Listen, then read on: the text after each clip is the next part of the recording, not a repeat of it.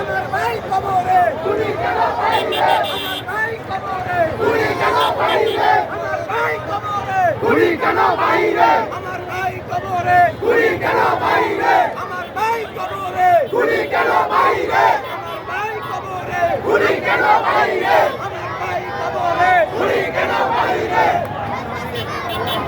প্রিয় দর্শক, স্লোগান দিছে পাবলিক যে আমার ভাই কবরে খুনি কেন বাইরে।